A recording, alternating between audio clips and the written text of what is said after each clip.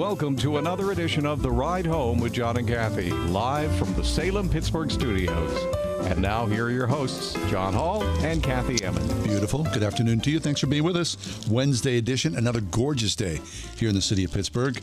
Kath, how are you? Are you rested and chipper? I'm exhausted. Thank you for asking. Exhausted? I'm absolutely exhausted because I told you that I was, not going to turn on election returns until 12:30. Right. Which I did. Mm-hmm. Exactly at 12:30, I turned them on. Did you?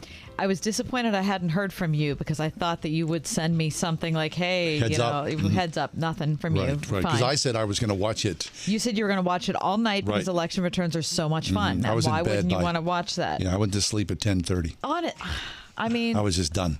Seriously. You know what? We had a late dinner. I turned on the tube. Listen. I'm just telling you what I did. We turned on the tube. I started to watch it. And I was like, this is ridiculous. Which is what I told you yesterday. And you were like, no. Election returns are so fun. See, you're so much wiser. So I turned it on at 12:30 a.m. And it's tight between Oz and Fetterman. Mm-hmm. So I can't go to sleep. I have to figure out what happens. What time did you go to bed? 1:40, I think. Was it called by then? Mm-hmm. Oh. Yeah, it was like about 1:15. Mm-hmm. Fetterman came out and said that he'd won. Okay. I think AP called it at that point. Do you feel good about that? I mean, now I'm extremely tired. Are you though? Yeah, and a little cranky about it. I'm all rested and chipper. Listen, I voted on a paper ballot last night, Gary, just like you. Did you? Yep. Very good. This is the new technology now. It was like a standardized test. No kidding. Yeah. Except I apparently got all the wrong answers. Well, yeah, me too. Right. Sorry, guys. I felt good about it. Yeah, me too. I liked it so much better. The paper's the way to go. Good. Well, you guys had paper, and I got shamed at the polls, right? Yeah. Because I just was a buffoon. Right. Well, okay. So you have any thoughts about Election Day? I mean, not particularly. Seriously, I mean, I'm glad it's over. It wasn't a red wave. No, it was not a red wave. No. Okay, but so what? 3 months ago, we're saying Democrats are going to control this thing, and all of a sudden the press narrative was like, "Here comes the red wave." Well, that's because it was a midterm election, and that's because inflation is so high. So it's traditionally, it probably should have been a red wave, and it really wasn't. Will this affect you and I personally? Will it affect us? Our Fetterman is our United States Senator. What's going to happen? We're going to have legalized weed and craziness. I mean, probably. Right? I mean, heaven help us. I mean, the fact that he, as impaired as he was in that debate, won a Senate seat is. Well, this is Western Pennsylvania. I mean, they'd put a mannequin up there and a Democrat would... Well, no, because it was Pat Toomey. Do you think that, weren't there something like 1 million mail-in ballots? Oh, really? Were there that many? And so they haven't counted those yet? Well, no, I don't know. But I just wondered, the thought occurred to me, were a lot of those people that voted for Fetterman before they saw the debate? That's a good question. Because that debate was a big surprise, I think, to a lot of people, including people who were for him. But I don't think it mattered. Well, I think that was your guy. That was going to be your guy. You know what? They did mention that, though, the night of the debate. I forgot about that. They did mention the fact that, a certain number of people, a large support had already voted. Sure. Yeah. Okay, so I did see on video today, on tape, his acceptance speech.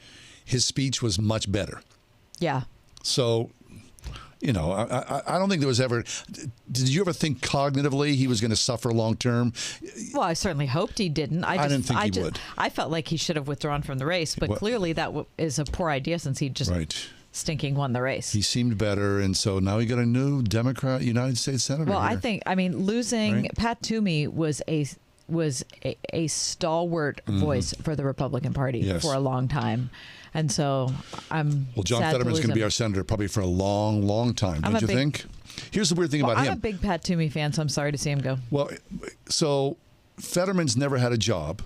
So his record as showing up on time and being prepared as lieutenant governor, the press talked about this. Nobody cared. Kind of shaky, right? He didn't make appointments. So will he be able to go to D.C. and carry a regular workload over a long term? I don't know. My guess is probably not. Probably not. But the people will make excuses. How old is he? I think he's 49. Okay. No, maybe he's a little older than that. Are you making a whole lot of changes when you're 49? No. But you would think you would take the role of United States Senator very seriously. I think you would take the role of Lieutenant Governor of the great Commonwealth of Pennsylvania seriously. Right. Well, we'll see. I mean, democracy, at least no one's going, these results are not correct. Well, right? I think that maybe is a big yet. I think that's a takeaway of yesterday. That people stood by the results, hopefully. No, that I think a lot of the Stop the Steal people did not win. Right. I mean, Doug Mastriano being one of the... crushed. He got completely pasted yesterday. I'm just glad we don't have to watch any commercials. Me too. And I believe in American democracy, and God is with us. Here's another thing to note, is that abortion was a huge factor. Gigantic. Huge factor. Roe v. Wade, the rollback of that, energized the Democratic Party. It did. Right? And it energized a lot of women who say that abortion is an important I agree. It may have been like the sort of central thing that put people into the polls. Yeah. Democrats especially, of course. That made me sad to see that. Yeah, of course. It really did. Yeah. But it was a big issue, particularly for Fetterman voters. Mm-hmm. And Shapiro. Right, Shapiro voters as well, don't you think? Well, I don't think that it was nearly as big of a deal in the Shapiro race because Shapiro's record as an abortion guy. Even conservatives weren't voting for Mastriano. A lot of them did not. Oh, That's I mean, true about that. yeah. So, in fact, the numbers of the number of Democrats who vote, the number of both Republicans and Democrats who voted for Fetterman was way less than voted for Shapiro. Right. I wonder, okay, so the talk is Trump's, perhaps his influence not as great as he had hoped. Oh, because DeSantis had a crushed enormous Florida, win, and Marco Rubio as well. So perhaps the influence of Trump has waned. Is waning. And this may be, of course, he's going to declare presidency here in a couple of weeks, right? I hope, What will happen there?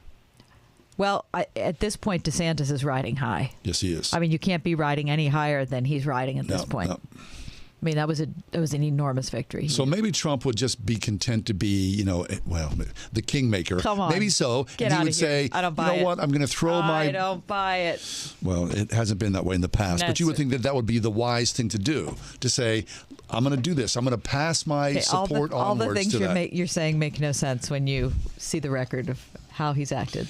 Right. All right. Well, we'll talk about this as the show goes on, I'm sure. Election and our thoughts on that. But as we always do, Kath, we go and look at the news at the top of the show. So please, without further ado, give us the top 4 at 4. For Wednesday, the 9th of November, 2022, John, will start locally. Number 1. Police searching for a man who they say shot and killed another man in a Scott office just after noon Wednesday. Allegheny County Police Superintendent Chris Kearns said police responded to the Northwestern Mutual Life Insurance Office, the corner of Cochrane and Greentree Roads, after receiving reports of shots being fired there. Responding officers found a man in the foyer of the office who had been shot to death, and he has been, at this point, is unidentified. Investigators at this point believe the shooting suspect followed the other man into the office after they had an altercation on Cochrane Road. The suspect ran away after the shooting, and as of showtime today, he or she is still at large. Large sections of Cochrane and Greentree Roads were closed to traffic. John, you were in all of that. Heavy police presence in that part of Greentree. Number 2. Russia announced today that, this was another surprise, withdrawing forces from Kherson, a key city in southern Ukraine, in what could turn out to be the most humiliating setback in Vladimir Putin's war. Ukrainian officials, according to CBS News, remained cautious about the Russian forces' intentions, with some suggesting on social media it was a trick. But in televised comments, the defense minister said he was ordering the withdrawal of troops across the Dnieper River. The announcement of the withdrawal followed weeks of Ukrainian advances toward the city and a race by Russia to relocate more than 100,000 of its residents. Number 3.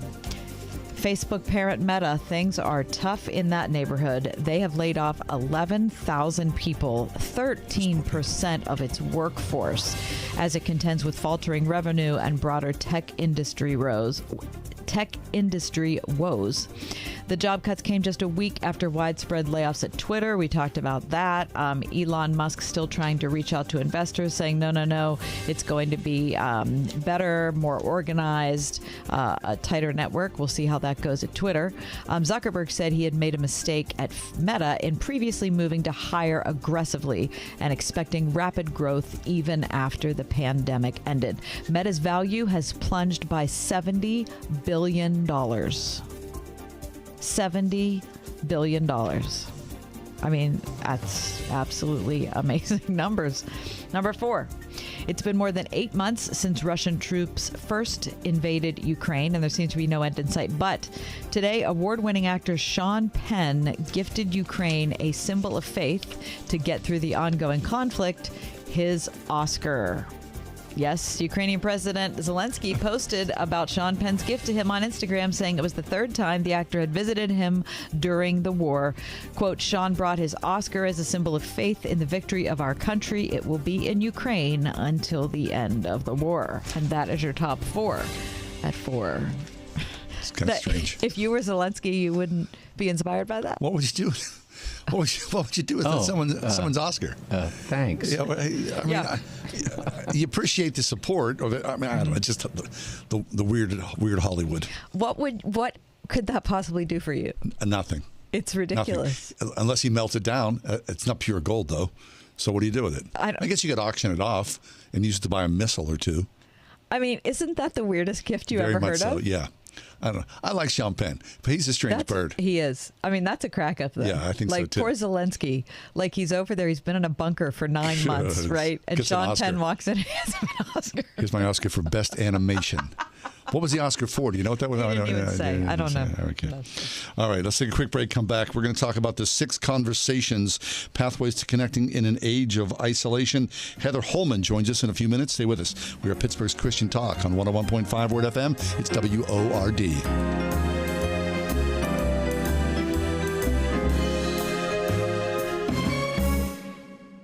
101.5 WORD.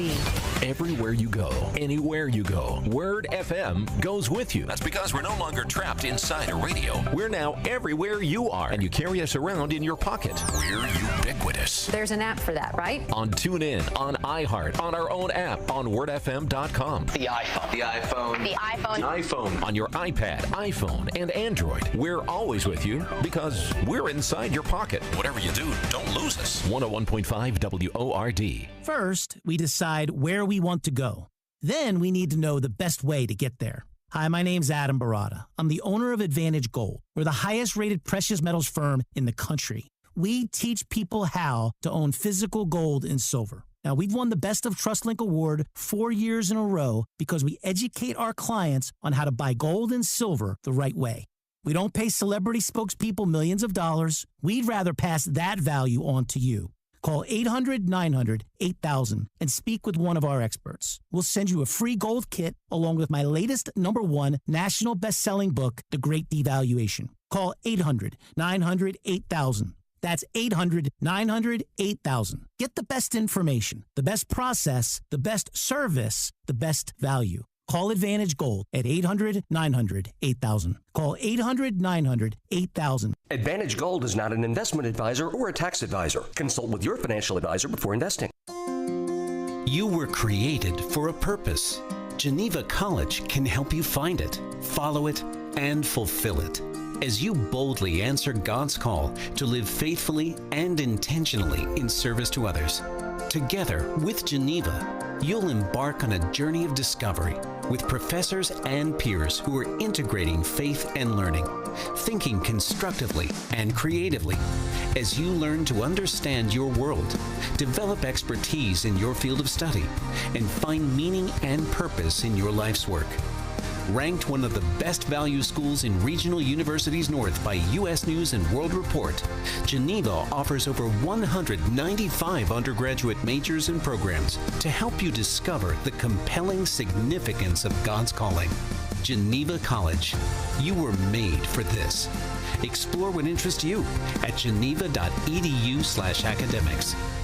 Many shoppers consider Black Friday the start of the holiday shopping season. Some will wait in insane lines or even camp out in store parking lots to secure that special deal. At the Original Mattress Factory, our factory direct business model means that all of our customers get the same great price no matter when they choose to buy. We have never had a Black Friday sale, or any sale for that matter, in over 30 years. So sleep in this Black Friday. At the Original Mattress Factory, you can get a great mattress at a great price every day.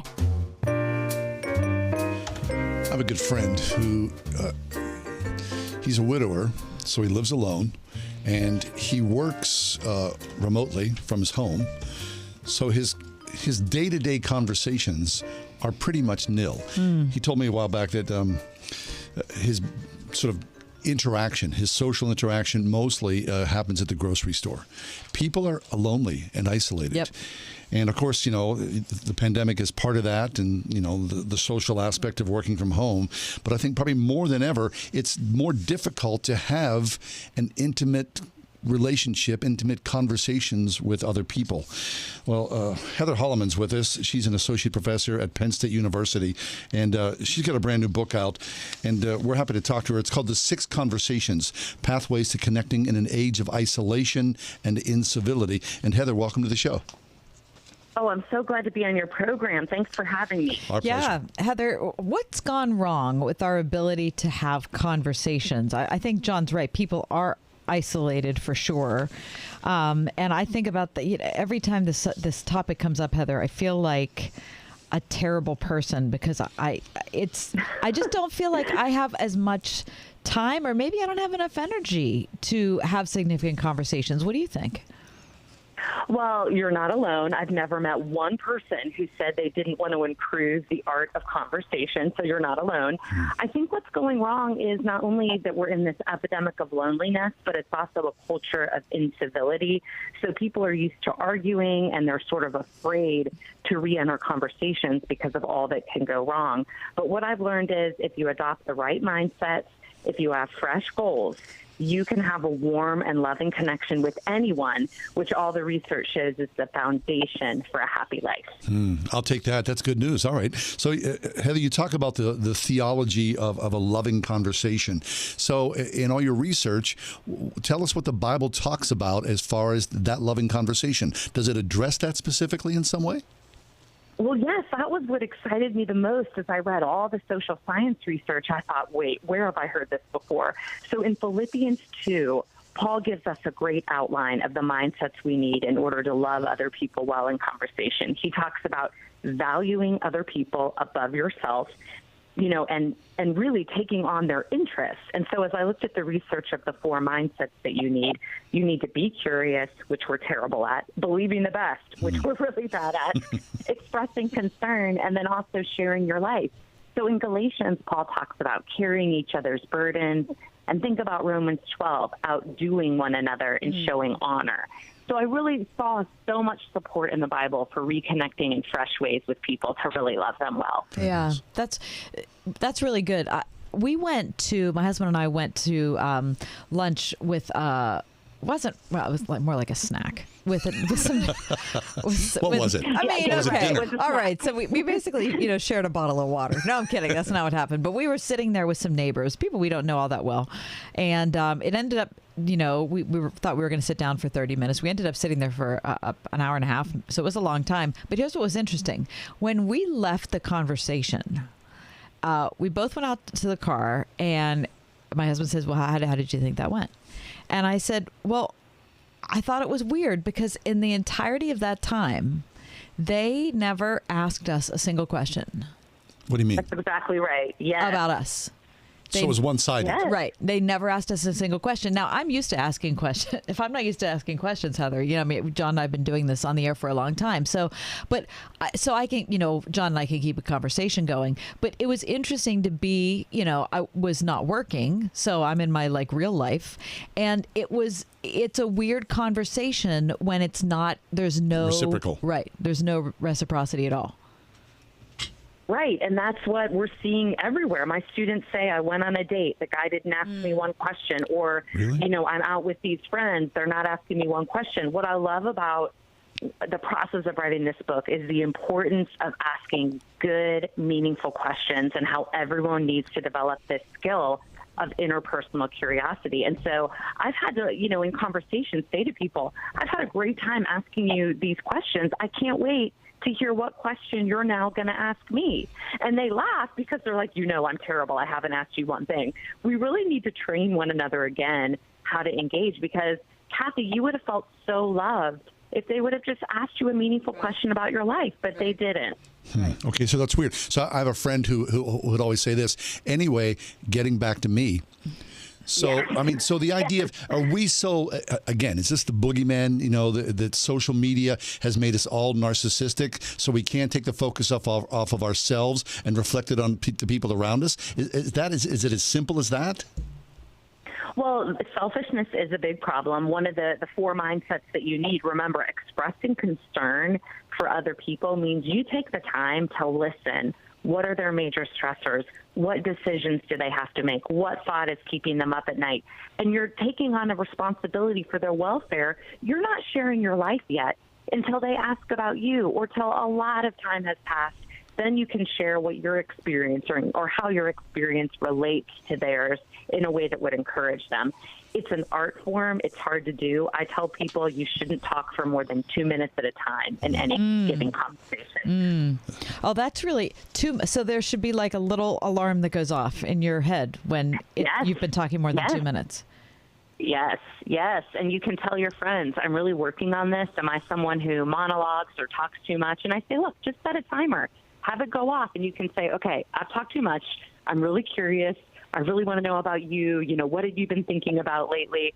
So I give people great questions to, divert from yourself, ask someone about their life. And the book gives 6 categories, so you'll never get lost starting a conversation or continuing a conversation again. I love that. The book is called The 6 Conversations, Pathways to Connecting in an Age of Isolation and Incivility. We're talking to author Heather Holleman. Heather, you mentioned curiosity. Is that the indispensable quality? I mean, if you aren't really curious, just asking a bunch of questions, it could sound formulaic. Yes, the whole thing falls apart if you're not curious. However, you need all the mindsets. You could be really curious, but if you're not believing the best about your conversation partner, your questions are going to come off as judgmental and suspicious. And that's sort of what the culture is right now. You meet someone, you're not believing the best, you're wondering who they voted for, if you can trust them, what they believed about vaccines. So you really need curiosity and believing the best, I would rank as the highest. And then moving into expressing concern and then sharing your life for that warm connection that all the research shows you can achieve and is necessary for not only mental and emotional health, but they're saying it's related to your health outcomes. You need warm connections to improve your immune system. It's fascinating. That's fabulous. Okay, so everybody's had this conversation, right? You're with someone, you hit it off right away, and when you leave, you either say to yourself or the person you're with, "That was a great conversation. I love that guy. It was so interesting and so well done." And so what you're saying, Heather, the warmthness of the conversation is sort of like the key, right? But that's not something that's manufactured, although it is something that's thoughtful that you can create by taking the focus off yourself and engaging in curiosity about the other person's life. That way you lift the person up in some way. That's right. And the research shows there are things you can do to create that warm feeling. It's called closeness enhancing behaviors. So once you do those 4 mindsets of believing the best, being curious, expressing concern, and sharing your life, you actually have to express liking. You have to tell your conversation partner, I really enjoy being with you. The other thing you can do that's so wonderful is always think of where you want the conversation to end up. And the research and the Bible both say every conversation can really be encouraging one another, helping each other grow, or leading to a state of marveling and awe. And the passages of Scripture that support that are just really wonderful about don't let any unwholesome talk come out of your mouth, but only what's useful for building others up. I wasn't living that way. And so I love this idea of also worshiping, make music in your heart to the Lord. The social science research shows that when you bring people to a state of awe or worship, they're going to feel close to you, and you're going to actually help them feel happier inside and less alone. I love this. That's really fascinating. Heather Holleman's with us. She's a professor, associate teaching professor at Penn State. We're talking about her brand new book, which has just come out, called The 6 Conversations, Pathways to Connecting in an Age of Isolation and Incivility. Last question for you, Heather, and we don't have a whole lot of time, so it's going to have to be less than a minute. But what about people listening to this who are just really insecure about conversation? They don't feel like they navigate it well. They're not sure where to start. I mean, is this the kind of book that can still help them, kind of give them a jumping off? Yes. Right. I have a whole chapter called Overcoming Fear and Self-Consciousness. You're going to love it because the research shows that people love you when you ask personal questions. They enjoy it. You can take the social risk. Nobody's going to think you're awkward. And I give you 6 categories so you'll never know. You'll always know, okay, what can I ask this person, whether it's, social, physical, emotional, cognitive, volitional, or spiritual. So yes, it's a book for people who are introverted, maybe more insecure. My husband is sort of proof of concept. He loves doing these strategies, and he is enjoying warm and loving conversations as a result. Oh, it's really good. Interesting. I'm excited about Heather, this you book. made us feel good about you. It's been a good conversation. You practice what you preach. Well, thank you. I mean, I am so interested in you. It's hard for me not to say, okay, Kathy, tell me about this. Tell me about this. I want to know about you guys. But you want to hear about my Halloween costume, because it was a good one this year. That excellent job, really. The 6 conversations. The 6 conversations. I was a Triceratops, Heather. Oh yeah. That. That. Uncle Ryan, the news. We need a watchdog. A panic room. Because mortgage rates have gotten higher? But the news, Uncle Ryan. It's like the British are coming. Or worse, a birthday catastrophe. I'm sorry. Can't say that word, catastrophe. It's Ryan from United Faith Mortgage. And yes, we're going heavy on the jokes to make a point. Mortgage rates are up. And no, it's not optimal for anyone. But there is another reality. Life does go on.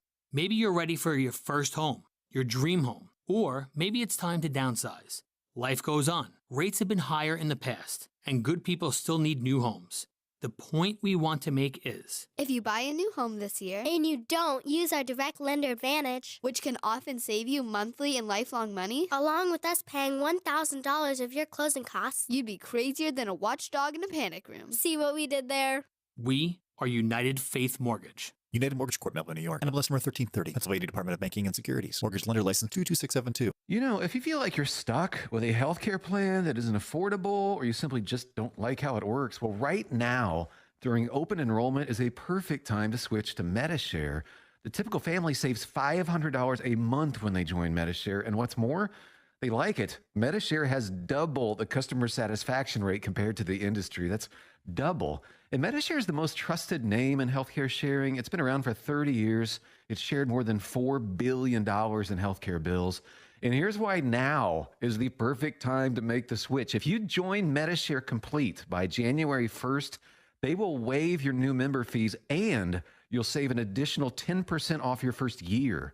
That's right. No fee to join, 10% off every month for all of next year. But again, it's a limited time offer.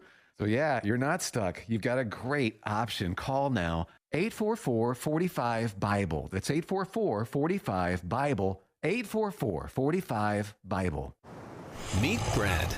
Brad's hard at work, or at least his website is. Ever since he added live chat with Salem Surround, Brad's customers are getting their questions answered 24/7. Website purchases have gone up 35%, and they're over 3 times more likely to buy from him again. No bots, just real people helping real people.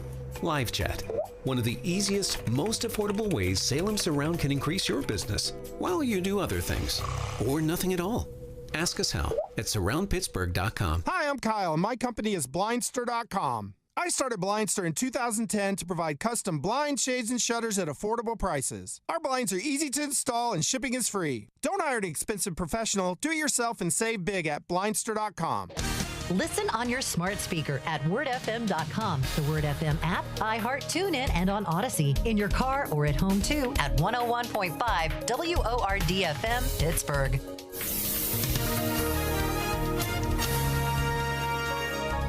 Clear skies expected for tonight. We'll see a nighttime low of 38. It'll be warm tomorrow with sunshine and a few clouds. Tomorrow's high 68. Tomorrow night, we'll see a little rain from tropical rainstorm Nicole late. Until then, mainly clear and mild in the evening, the low 52. Friday, rain from tropical rainstorm Nicole. There can be flooding in low-lying and poor drainage areas. We'll reach a high Friday of 63. With your AccuWeather forecast, I'm Drew Shannon.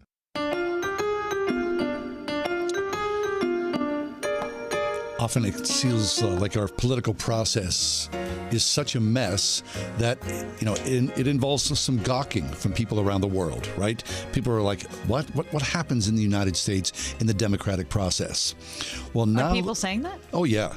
People look at us, you know that, Kath. People look at us very strangely. I just didn't know if they were saying... I know they look at us strangely. Mm-hmm. I wasn't sure if they were looking at us strangely because of our democratic process. Well, listen to this. Political Tours, based out of the UK, is a travel company that sells to foreign lands where tourists can gawk at other people's messed up electoral processes. Mm-hmm.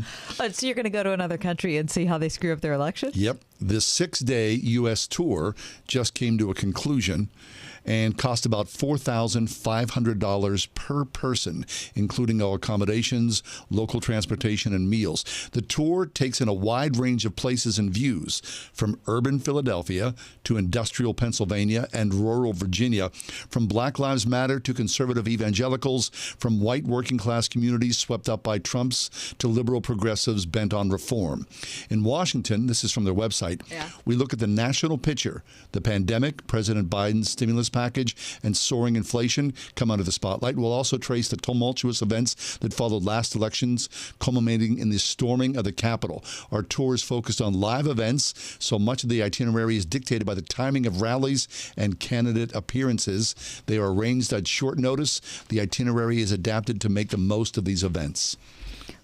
Where do these people come from? Does it say, are they around the world? Are they European? Are they Well, Asian? it's based in the UK. So they also, they've been to Finland. They've been to Israel. Future trips are going to be in South Africa, the Baltics, Palestine, and Lebanon. Okay, I just want to hear what they think of this crazy thing. Yeah. But it's not as crazy. When I hear what goes on with the Israeli elections. Of course. Or what is the UK. In the UK. Right? Ours looked pretty civil by comparison. What's her name? Was, prime minister for 6 minutes. 44 days in office.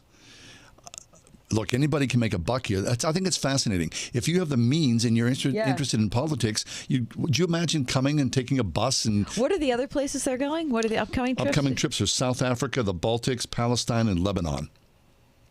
Some of those places are dangerous.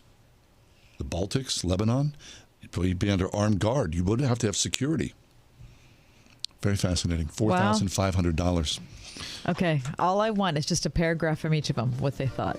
I bet you they ask you to keep a diary. Seriously, wouldn't you love to read that? Yes. From an outsider perspective of American democracy. Coming up next, am I resting or just being lazy? 101.5 WORD. God bless everyone. What's the biggest blessing you can imagine this Christmas season? How about having your mortgage or rent paid for all of next year? It's possible when you enter the Christmas Mortgage Miracle Sweepstakes. You can even enter once a day to increase your opportunities to win. See rules and conditions for details. To our Merry Christmas. God bless us. God bless us. Enter the Christmas Mortgage Miracle Sweepstakes, brought to you by Trinity Jewelers. Go to wordfm.com/contests. Are you drowning in IRS tax debt? I owe the IRS $37,000. Get ready for a toll-free hotline. Take advantage of new IRS tax forgiveness programs that may protect you from IRS collection agencies. They have the power to garnish your wages, put liens on your property, and levy your bank account. Civic Tax Relief can help protect you from the IRS. Civic Tax Relief basically represented me against the IRS, and by the time everything was completed, I didn't owe the IRS anything. Find out about the Fresh Start program that is now available through Civic Tax Relief. Civic Tax Relief's special tax hotline can help you discover all the relief programs available for free. I would recommend anyone who has a tax problem to contact Civic Tax Relief. Just call 800-506-5803. 800-506-5803. Don't wait. Call now. 800-506-5803. 800-506-5803. Bedner's Farm and Greenhouse is kicking off the holiday season Saturday, November 19th. It's their Jingle and Mingle open house. From 10 till 2, enjoy free cookies, coffee, and cocoa as you browse bunches of fresh and fragrant greenery, handmade wreaths, poinsettias, and more. Attend the Make and Take workshop, win Christmas-themed door prizes, plus games, music, a food truck, and plenty of homegrown holiday happiness. Bedner's Farm and Greenhouse in McDonald at bednarsgreenhouse.com. Do you have a passion for helping others? Turn it into a rewarding career at Life Steps. Life Steps is hiring caring people to make a difference in the lives of individuals with disabilities. Full-time and part-time positions available with opportunities close to home. No degree or experience necessary. Life Steps offers flexible schedules, paid training, and generous benefits. Make a difference today. Call 724-283-1010 or visit lifesteps.net. Life Steps is an equal opportunity employer. Today on Hey Culligan, reverse to reduce. Here's Bob. Hey Culligan, I love fresh water, but I got plastic bottles coming out. Whoa, Bob, you are not kidding about the bottles. But did you know Culligan's reverse osmosis and always-on drinking water systems provide fresh, clean, delicious drinking water and help reduce the equivalent of over 15 billion plastic bottles from landfills worldwide? Holy, fresh, environmentally friendly drinking water. Am I right? Right, Bob. And we're already on the way. Let us help you out with a free in-home water test from a local Culligan water expert at Culligan.com.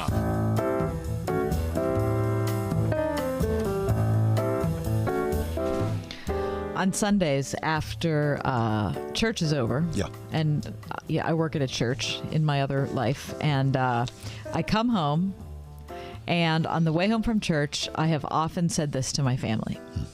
I mean, by often, I mean like usually every Sunday, usually weekly. You are about to be shocked. You're going to be absolutely shocked at my level of inactivity. Well, you're working 6 days a week. Like, you're going to prod me just to make sure I'm still breathing and with you. That's how inactive I'm going to be. So I feel fine about that on Sunday. Yeah, I really do, because Sunday morning is crazy. But if I were to do that any other day, I would feel like there's something wrong. Do you get guilty if you're inactive? Yes. Like you're being lazy, yes, and so I should be doing something? Yes.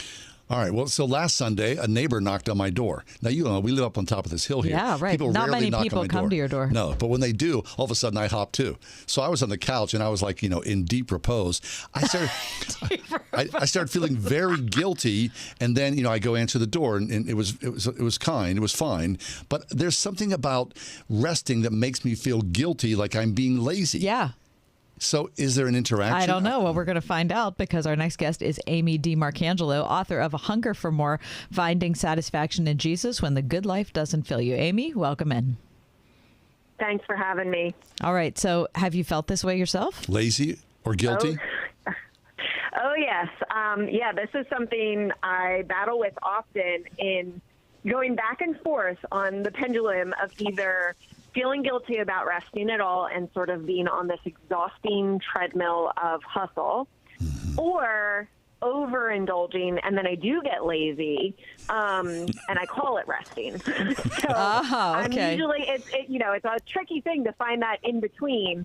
So that's why I wrote the article for the Gospel Coalition about resting versus being lazy, because I'm still trying to figure out the balance. Okay, good. So I'm glad you bring up the Gospel Coalition article, because you say that rest is a gift from God, right? So we all know that. Mm-hmm. But then what's it like? I mean, how do you know when you're crossing the line?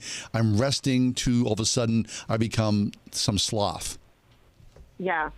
So I think one of them, there's a few major things we should be looking at. One is the fruit of our rest. So laziness perpetuates itself. So when I am falling into actually more being lazy, then I'll be less motivated to work. I'll be less sensitive to the Spirit. I'll just sort of become slothful in spirit. Whereas I think if I'm resting in a way that's glorifying God, it refreshes me for the work that I am called to do, and it helps me sort of take a breather and then get back to work. So I think when we consider what's restful versus what's lazy, we want to consider the fruit of that. Like, with what I'm doing, is this refreshing me and readying me back for ministry or for my work or for whatever? responsibilities, or is this making me start to procrastinate and start to avoid and start to, get irritated at the responsibilities that I have? Sounds very wise. That sounds really good. That's actually helpful to say, okay, so what is this producing in me? Right. But the key word to me is refresh. Right. You're refreshing to go back into this. Right. Okay. So you brought up something in your article that I have just been noticing in myself the last few months. That if I am say it's 10:30 in the evening, I go to bed late, so it's 10:30 in the evening, I'm done with all my stuff, and this is like me time. And I oftentimes will, say I'm going to watch a TV show, or say I'm going to, do some stuff on social media. Either one of those is okay if I'm concentrating on what I'm doing. But if I do them both at the same time, I go to bed an hour later and I'm mad at myself because I feel like I wasted time. Yeah, like I didn't enjoy either thing because I couldn't focus. Yeah, I think in this, we're always trying to do two things at once. We're always trying to multitask. And with rest, you can't. You won't be refreshed if you're watching the show while you're also on social media and folding laundry. I mean, I'll fold laundry while I watch a show. But in general, I think it's really good to commit to okay, right now it's time for me to wind down. This is a time of rest. So I'm not going to be doing multiple things at once. I'm going to either really enjoy this show or really enjoy this book or, whatever. I think it's important to even remember that we find different things restful. I would never in a million years go garden to rest, but I know people who do. Right. Whereas I like to cook. Sometimes I find that restful. There are other times I wouldn't, but there are certain days that it's there's no rush. I can take my time, maybe make that recipe I haven't thought about making before because it's too time intensive. So I think when we decide to rest, we just sort of need to commit to doing it and then not feeling this half guilty, half restful, half productive thing where we either aren't refreshed or productive. So I think we just got to kind of choose a lane. That's good. Okay. I'll buy that. Okay. So what about this? Catherine, this kind of comes up in our sort of circle of people that people say, I'm taking a sabbatical. And people, will disappear for 9 months or a year, and you think, "Holy smokes!" What I wouldn't do for that. A sabbatical. I mean, that seems to me like I get it. It's rest and recharging, but it's such a long time. If I had a sabbatical, I would become like a slug. Do you think you would? Maybe. I think it worries me to have that. The idea of retirement also worries me because you think I would just do nothing. So what do you think about sabbaticals and refreshing and recharging? So I am not. I feel like I know that for people in full-time ministry, that sabbaticals can be really important for just spiritual nourishment and refreshing. I think, like you said, we would need to be careful even how do you view those things. If a sabbatical is spent in front of the TV the whole time, it's not going to refresh your soul. No. You're not going to be going back readied for ministry. Yeah. So I think even a sabbatical, it's going to be thinking through what is my rest like? What does God want my rest to look like? What things in me need refreshing right now? What's gonna prepare me to get back in. Okay. But outside of ministry context, I'm not really sure. I know I do need tasks because I'm so wired towards laziness when I don't have things to do that I need to have a to-do list, and I need to have because work is good. God created us to work. So I think work is really essential to enjoying rest. If we're just resting all the time, then it kind of loses its whole purpose. Work is good, and then rest is to refresh us to get back to work. Excellent. Amy DiMarcangelo is with us. We're talking about her article in the Gospel Coalition called, Am I Resting? or just being lazy. That's a great title, isn't it? But I'm going to put the title of your article next to on a text strand with my husband as we're trying to figure out what streaming service to cancel because they're all going up, and finally I need to get a grip on myself. But Amy, you know what you're saying? To me, what makes sense is there's an intentionality in the rest, because if you're intentional and you're being specific in your rest, then it will bear fruit when you start to work again. Yeah? Yeah, I think the fruitfulness is really what we want to look for. And looking to Jesus as our example, Jesus rested. Yeah. Jesus did so much ministry, but he rested, and it wasn't just sleep. Like he ate long meals with his friends. There was fellowship involved too. It wasn't just like a self-indulgent rest. It was a rest where he spent time praying. He spent time with friends. He spent time over meals, and just seeing Jesus modeled what good rest looks like.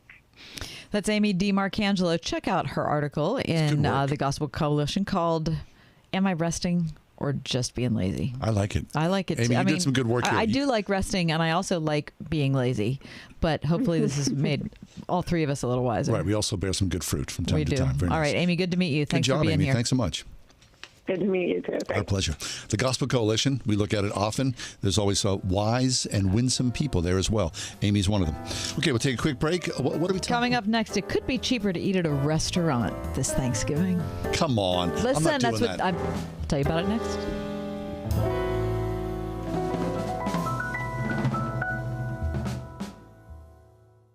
Hey, I'm Andy. If you don't know me, it's probably because I'm not famous. But I did start a men's grooming company called Harry's. The idea for Harry's came out of a frustrating experience I had buying razor blades. Most brands were overpriced, overdesigned, and out of touch. At Harry's, our approach is simple. Here's our secret. We make sharp, durable blades and sell them at honest prices for as low as $2 each. We care about quality so much that we do some crazy things, like buy a world-class German blade factory.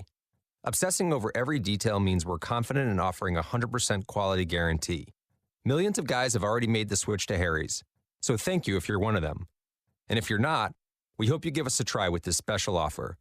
Get a Harry's starter set with a 5-blade razor, weighted handle, shave gel, and a travel cover, all for just $3 plus free shipping. Just go to harrys.com and enter code SLEEK at checkout. That's harrys.com, code SLEEK. Enjoy. Bachman's Roofing and Solar is your local award-winning roofer. Stop waiting. It's time to inspect your roof and protect your home's #1 asset. With no interest and no payment financing for 12 months, Bachman's Roofing is your easy choice for roofing, gutters, and solar. Did you know Bachman's Roofing is one of the #1 GAF solar integrated roofing installers in the USA? Go with Bachman's. Go with solar and install the roof that pays for itself. Call 412-744-8390 or visit Bachman's roofing.com. Train up a child in the way they should go. Well, you know the rest. It's a calling you take very seriously as a Christian parent. And Trinity Christian School in Forest Hills seeks to honor your commitment by working together with parents to prepare students who are academically sound and spiritually ready to take their place in the world through a classical approach to education that helps build a faith from which they will never depart. Trinity Christian School, one of the top K-12 schools in Allegheny County, at trinitychristian.net. What's for dinner? Burgers? After last week, no thanks. Avoiding foods due to fear of diarrhea, gas, bloating, stomach pain, or loose, oily stools? It may not be just stomach issues. It could be EPI, or exocrine pancreatic insufficiency. EPI can cause uncomfortable symptoms because it's a condition where the pancreas doesn't release enough digestive enzymes to break down food. But EPI can be managed. Use the symptom checker on identifyepi.com and talk to your doctor about your symptoms. That's identifyepi.com. Sponsored by AbbVie. Your local radio stations are here for you. No subscriptions or monthly fees necessary. We're here to give you the news, weather, and traffic you need and the music you love. But if the foreign-owned record labels get their way, it could stop the music. They want Congress to force radio stations to pay them more money simply to play their music. Don't let radio go silent. Text LOCAL to 52886 and tell Congress to protect local radio stations. This message furnished by the National Association of Broadcasters.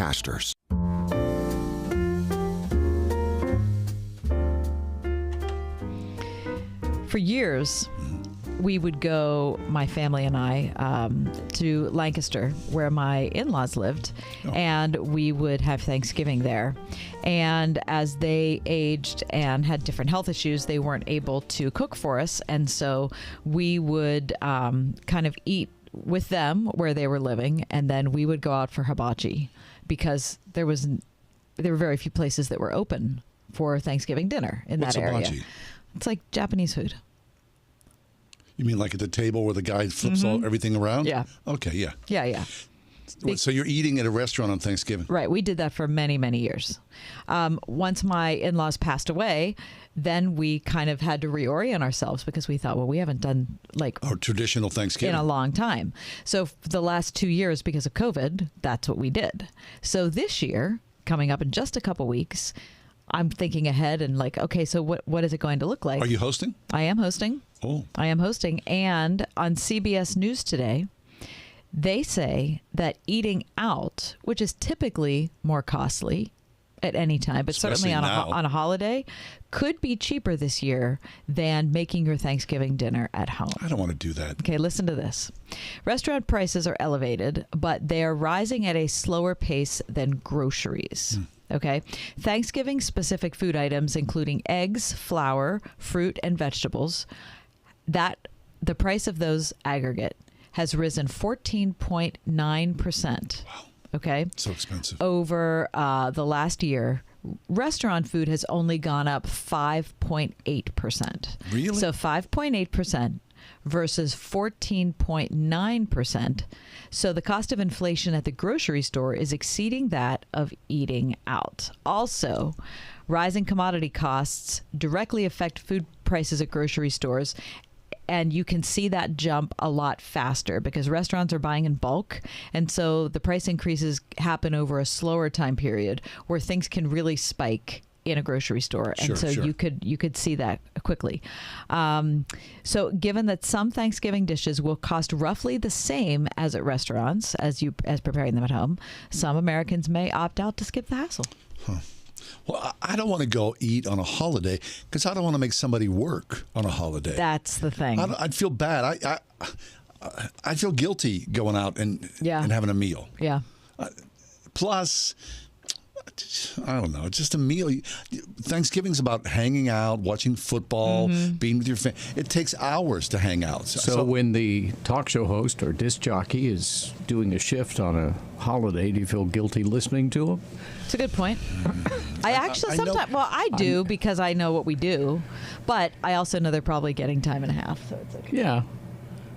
I don't know. I do. I get your point, Gare, but I mean, they won't close because you don't go. I know, but it just seems it's like cancel culture in reverse. That's a good point. I just don't want to go. I would feel guilty. So when we did it for all those years, the Asian community in Lancaster, a lot of them don't celebrate Thanksgiving. Right. You know what I mean? So it wasn't like, they didn't grow up. It's not a holiday. Right. They didn't grow up having that as a holiday. So the hibachi was open regardless of. Yeah, they're happy for the business. It's just a Thursday night.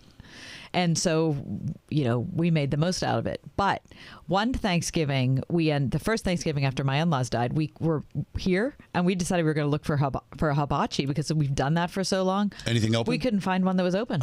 Good. Because they figure probably there's such few business, such little business anyway, so why bother to open up for the day? Yeah.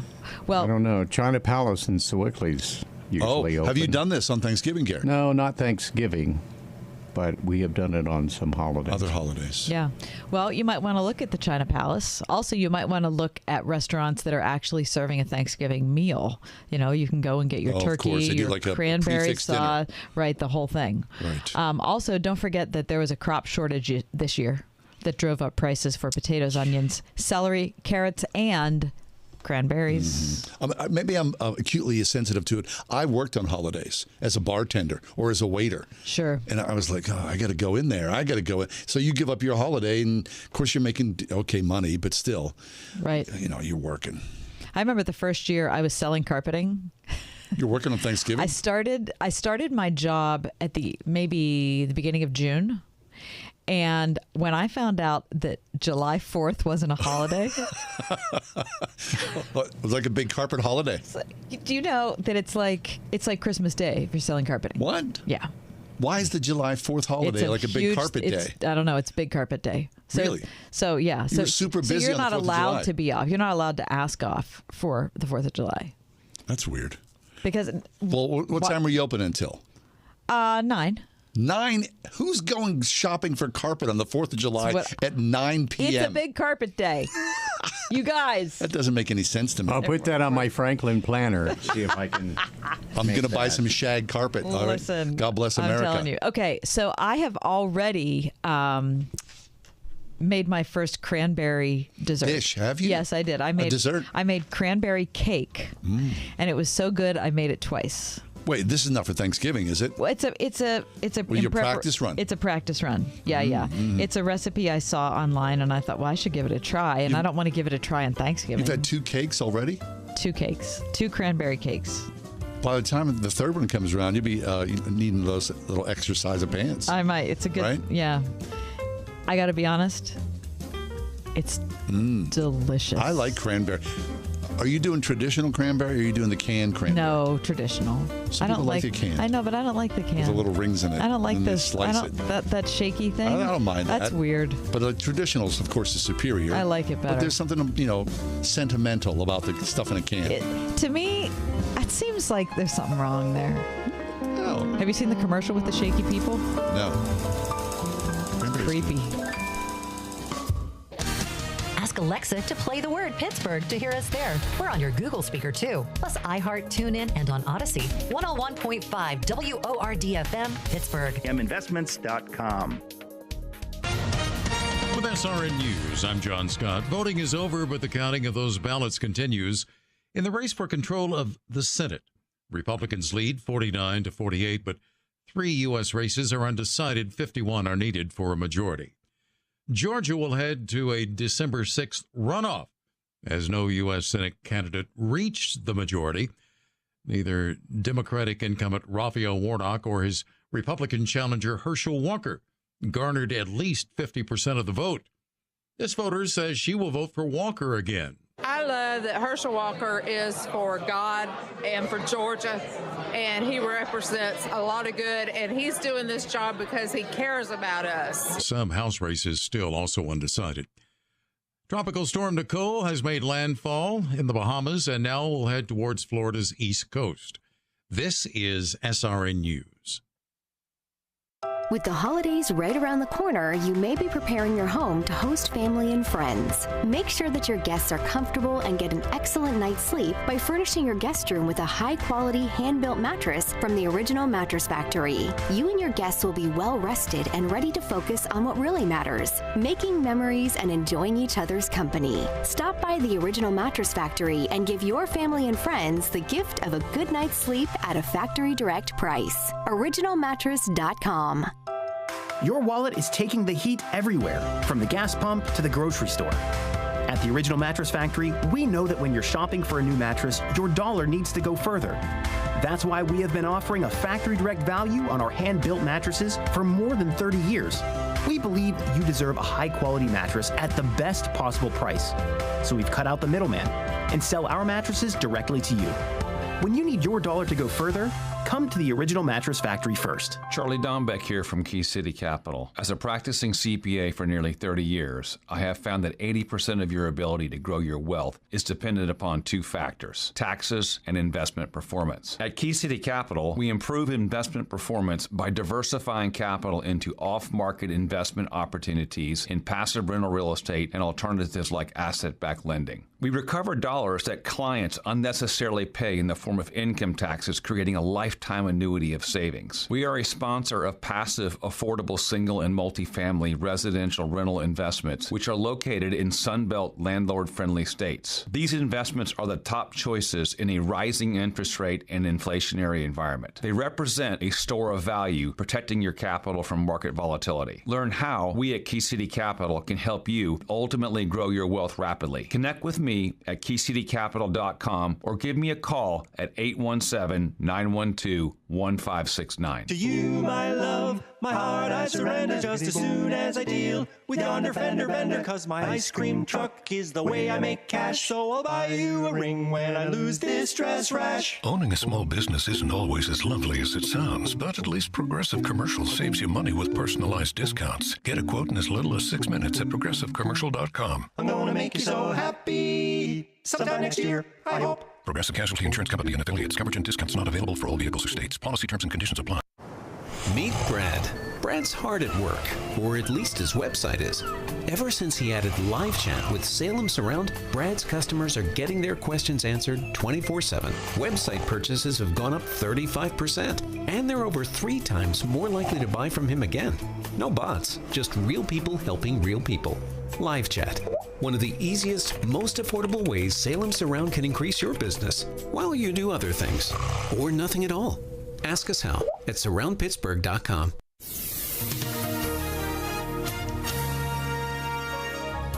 Clear skies expected for tonight. We'll see a nighttime low of 38. It'll be warm tomorrow with sunshine and a few clouds. Tomorrow's high 68. Tomorrow night we'll see a little rain from tropical rainstorm Nicole late. Until then, mainly clear and mild in the evening, the low 52. Friday, rain from tropical rainstorm Nicole. There can be flooding in low-lying and poor drainage areas. We'll reach a high Friday of 63. With your AccuWeather forecast, I'm Drew Shannon.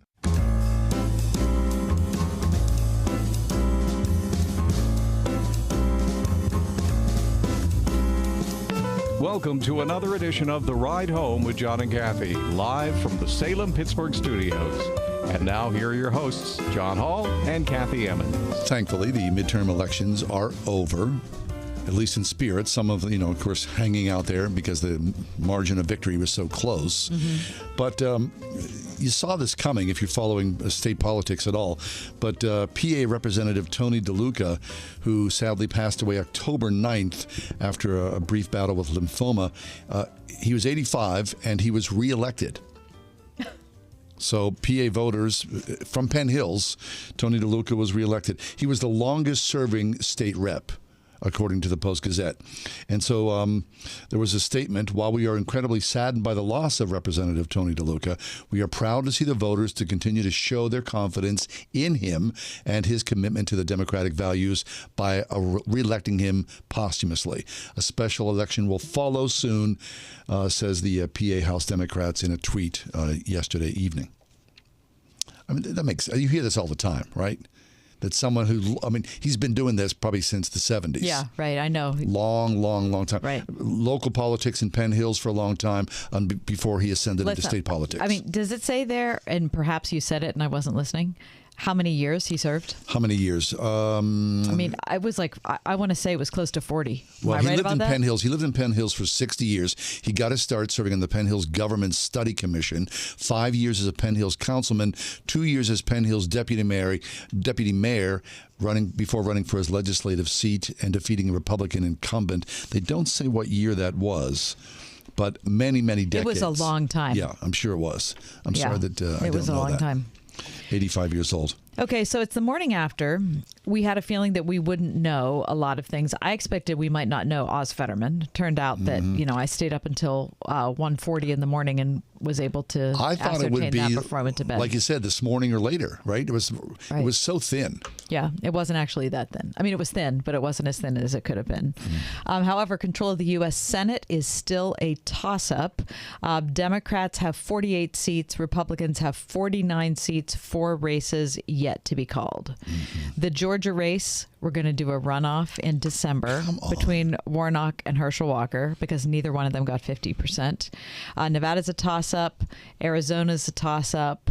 Alaska is still not called. And I think Alaska's not called because there are it takes a long time to get all the ballots from all the different. Right. Yeah, right. Exactly. How about the Warnock Herschel Walker? Herschel Walker. I'm sorry. I know. Seriously. I know. So I'm pro-life, but I, paid for, get out of here. Politics is a strange bedfellows. That's grimy, isn't it? Very much so. Oh, man. Really it That's is. really rough. Anyway, we'll see how that turns out. But since Republicans lost Pat Toomey due to his leaving the Senate, and Pat's replaced now by John Fetterman, so they lose a red in the Senate, they're going to be looking for whatever they can get. And so if they're able to get Herschel Walker, they'll be glad for it. Yeah.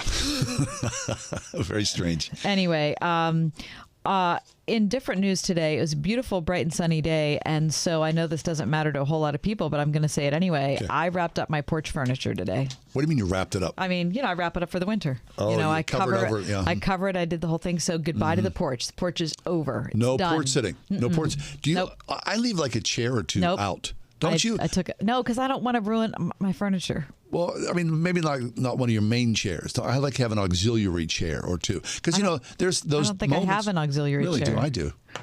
Because there are moments where you kind of go, I want to go sit outside. It doesn't matter if it's like, and just be outside for a little bit. I don't really think that in the winter. Really? I don't ever think. I think I'd like to go sit outside. I was thinking about buying one of those little sort of patio, torches.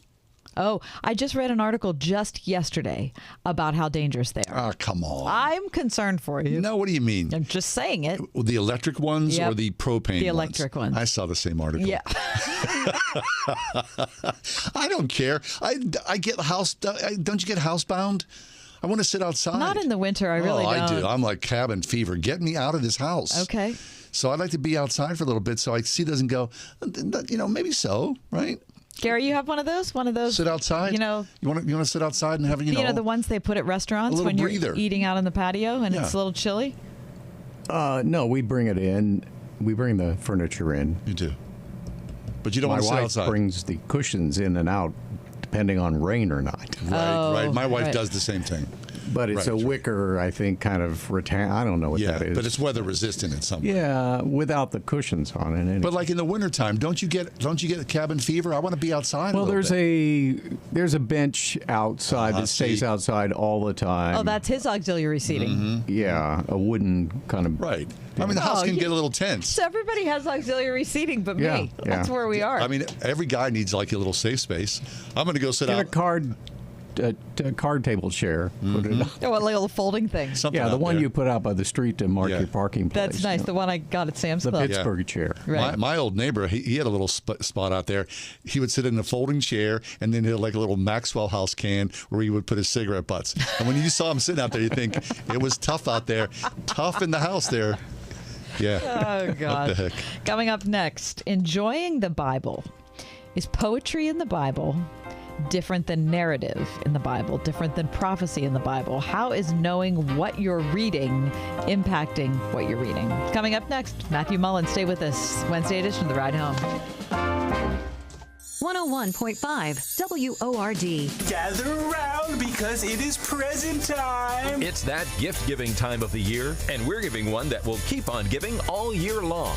We could be paying your rent or mortgage for all of next year if you're the winner of the Christmas Mortgage Miracle Sweepstakes. You want to come open an early Christmas present? You can even enter once a day to increase your opportunities to win. See rules and conditions for details. Enter the Christmas Mortgage Miracle Sweepstakes, brought to you by Trinity Jewelers. Go to wordfm.com/contest. You've all helped build MyPillow into the incredible company it is today. And now Mike Lindell, inventor and CEO of MyPillow, wants to give back to my listeners. It's John Hall. Right now, MyPillow is offering exclusive offers on their bed sheets, their 6-piece towel set, and even offering an extended 60-day money-back guarantee. Orders placed now through December 25th will now have an extended money-back guarantee through March 1st. The Giza bed sheets are marked down as low as $29.99. And believe me when I say you'll get a great night's sleep in these. Their 6-piece towel set is made with USA cotton, comes with 2 bath towels, 2 hand towels, and 2 washcloths. Typically retails at $89.98, now just $39.98 with promo code WORD. There's a limited supply, so be sure to order now. Call 1-800-391-0954. Use the promo code WORD or go to mypillow.com.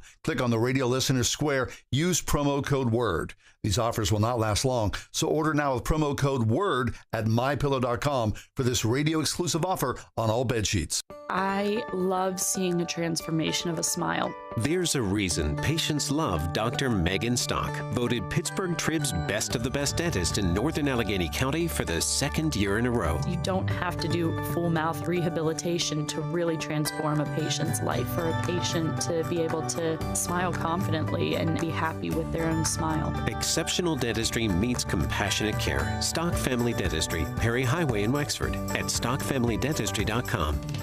As believers, we're to be grateful always in all circumstances. Sometimes, though, we focus too much on what we lack. Well, the book, The Grumbler's Guide to Giving Thanks, is written to help us adjust our perspective. It's full of practical tips for establishing a routine of gratitude. You'll learn how to appreciate God's goodness, even through disappointment. Request your copy at truthforlife.org/donate. What is a warrior? At Portersville Christian School, it's more than a team name. A warrior is taught to serve, to passionately model the love of Christ toward neighbor, community, and world. To learn as they cultivate academic excellence and a lifelong love of learning from kindergarten to senior year. And to lead through Christian character and integrity. Are you a warrior? Discover Portersville Christian School just 15 minutes north of Cranberry, where warriors are made, at ourpcs.org. Lately, I've been listening to the audio version of the Bible. Now, in all the years I've been reading the Bible, I've never done this. But Kath and I were talking about reading, about audio books. My wife, she consumes one audio book after another. And to hear something is, I think, different than reading something. It does something to you differently, psychologically, intellectually, emotionally. So when I found myself listening to an audio version of the Bible, there are many times, depending upon the passage and the reader and the style, I find myself moved to tears, where as I'm reading the Bible, I have a different emotional connection to it. And Same passage. Same passage. And I don't necessarily know what that means. That's why when we saw Matthew Mullins in his new book, Enjoying the Bible, Literary Approaches to Loving the Scriptures, it struck a chord with us. Matthew's with us right now to talk about enjoying the Bible. Matthew, welcome to the show. Hey, John and Kathy. Thanks for having me on. Pleasure. So when you open a book, let's say not the Bible, any book, knowing what kind of book you're opening makes a difference in how you read it, right? So if I've shared this multiple times on the air over the years, I have hated poetry my whole life. I never felt like I had enough time for it. I felt like it was forcing me to sit down, and that was bothersome to me. Not that I sit down and watch Netflix, and you for love some reason read, that's though. fine. Listen, I'm telling you. So when I met John, Matthew, he was so appalled by that. He was like, how could you possibly be a person that doesn't understand and enjoy poetry? And that's what you want. You want to be shamed into reading poetry. Which is what basically happened. So he shamed me into reading poetry, and then he got like all these, people who I really respect to come on the air and talk about how great poetry is. And Karen, Swallow Prior came on here and read me, all her poems. And James Smith came on and read all his poems. Andy Crouch came and read all his poems. Anyway, so now I love poetry. Misha Willett now reads all his poetry. Now I love poetry. So I feel I take that as a win. So that's personal growth for me. But when I just got a book of poetry over the weekend, I know what I'm getting when I'm opening that book, different than if I'm going on Wikipedia. So, Matt, talk about how that fits into your concept of this book, and how, when you hold the Bible, what does that mean to you? What I found in teaching, especially college students, but even in church, and even teaching myself to read different kinds of books, was that I had the same experience as you, Kathy. Like, I pick up a book of poems and I understand I have to do something different than when I log on to Wikipedia, or I'm reading the Wall Street Journal or whatever. But then I would pick up the Bible and find myself reading everything between the covers of the Bible as if it were all the same thing. And I think that's because many Christians, myself included, have an understanding of the Bible that it's written to provide only one very specific kind of instruction, namely like you should do this kind of thing and not do this kind of thing. You should think this kind of thing and don't think that kind of thing. So we take that approach to everything from an epistle to the church in Rome all the way back to Psalm 23. But those are two very different kinds of books, just like, you know, a novel or a work of nonfiction are very different from a book of poems or from a play. And so I was trying to write this book to myself, to my students, to other Christians who actually want to enjoy the Bible like they enjoy those other kinds of books, as a set of approaches to help us think about the Bible differently than just that kind of one-size-fits-all mental instruction. Okay, so that's great. So then, Matt, did you find a key? I mean, in reading about you, I know that your father, you know, he was a deep man, a theologian.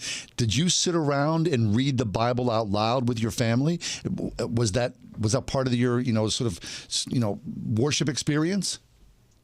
You know, I don't have a lot of memories of like my entire family getting together and reading aloud. But from a very young age, I would come downstairs and see one of my parents at the kitchen table in the morning reading their Bible. And so, and I learned that at church from a very young age. I was fortunate to have a great Bible-believing, Bible-loving church growing up. And so that was just in the air I breathed from a very young age. Like, hey, reading the Bible is a part of every Christian's life. Reading aloud for me when it comes to the Bible didn't come along until much later. Okay. Mm-hmm. What about... I feel like we are a little instruction book happy right now. And maybe that's because John and I have to spend a lot of time on Twitter.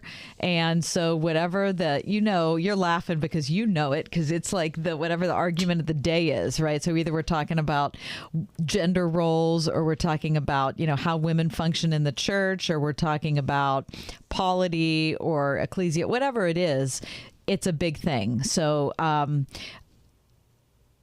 I think it tends to make people who are outside the church think that we're just moralizers. We're just taking an instruction book and trying to like salute and say, yes, we are. But I think even worse than that, it makes us in the church think that's what the Bible's for. Yeah, I think it gives us a posture that we have all answers and no questions. But the Bible is filled with paradoxes and complexities and difficulties, some of which are just there because the distance of time and space. But others, I think, are actually designed. They're there by design. You know, where we're told that we're strong when we're weak, you know, or that the rich are poor and the poor are rich. I mean, these are things that are not easily resolvable. And I think they're woven into the Bible to purposefully make us have to stop and wrestle and grapple. And it's what you were describing earlier, Kathy. A lot of us are frustrated reading poems because they do force us to slow down. And I think much of the Bible is written with those kinds of complexities to force us to slow down so that we actually have to spend time communing with God. Mm-hmm. Imagine. Right. Okay. So I'm glad you brought this up because, you know, you talk about this in Enjoying the Bible, that it is contemplative reading, right? And so when you say contemplative, I think probably to a lot of Christians, they get a little freaked out and they think, well, this is like a monk or something like that. So talk about how you approach contemplative reading and that process and what it may do to you.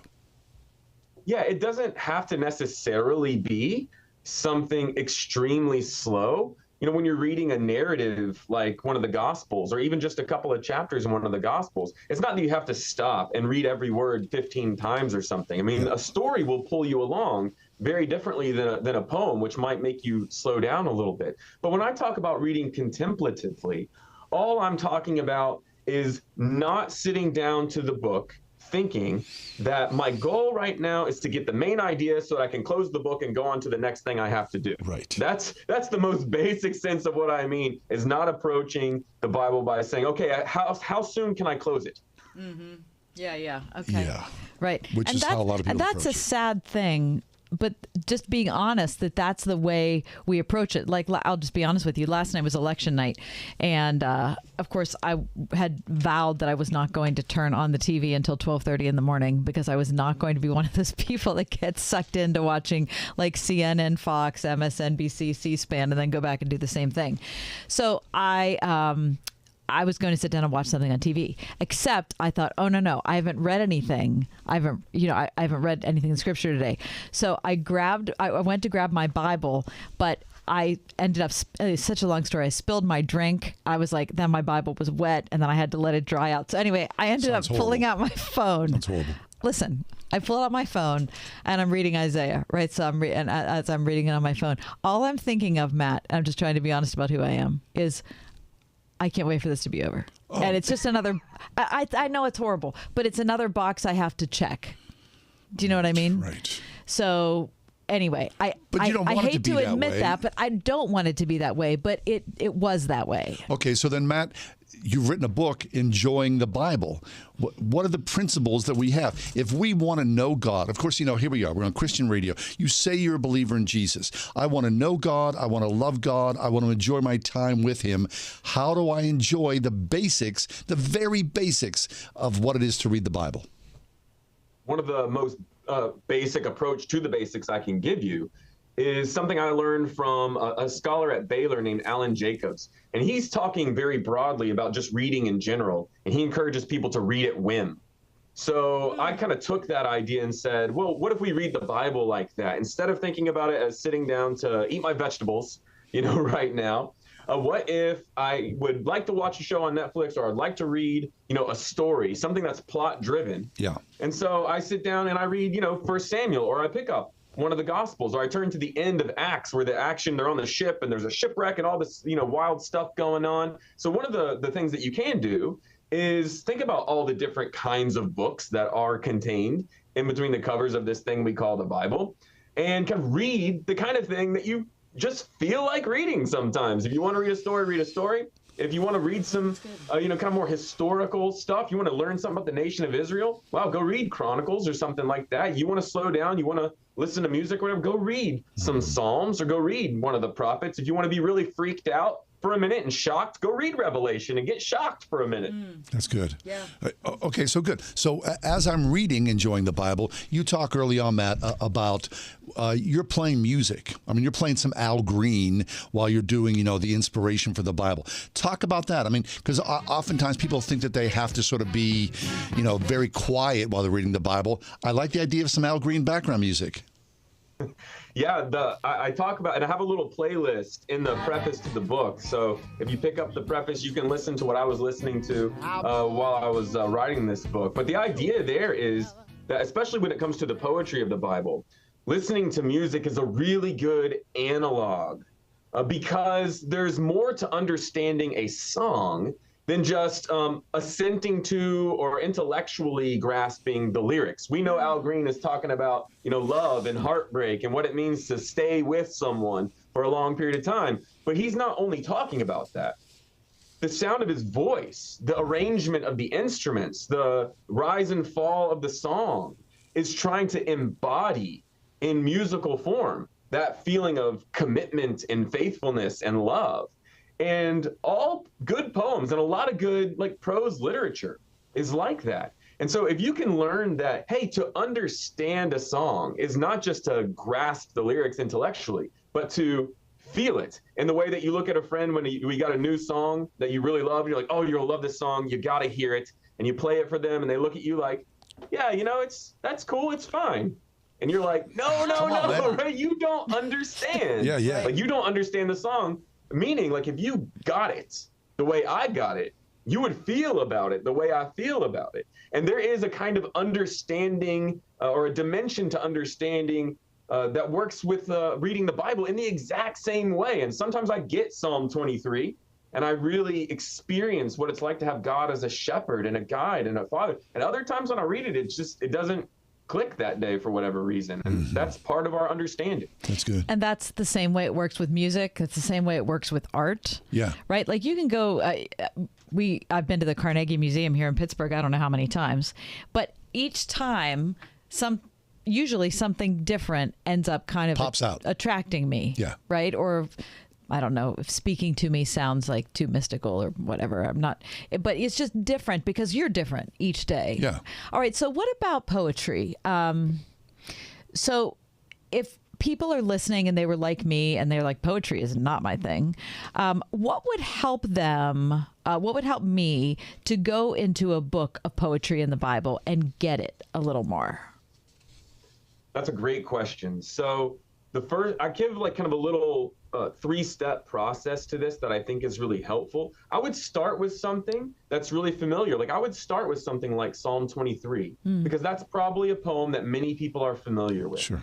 And one of the things I encourage people to do is to sit down with a few verses and just kind of, you can write them out or just try to re-say them in your own words, just to kind of get a general sense of what the poem is about. And then once you've done that, you'll notice that in a poem, usually, there is some type of central emotion. And when you read Psalm 23, you begin to see that the central emotion of that poem has something to do with like comfort or assurance. Now, people will get nervous and they'll say, well, if you're talking about my emotions, are you just saying that the Bible means whatever it means to me or whatever I feel?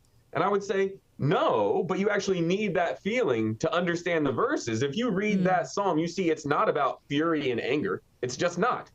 Right? So you might say assurance, I might say comfort, but we're going to be in the ballpark. And once you get that general sense, you can start paying attention to how the psalmist evokes that emotion by using something like, a metaphor, God as shepherd. So just get the general idea, see if you can identify a central emotion, and then start paying attention to the words on the page. How does that emotion get evoked in you?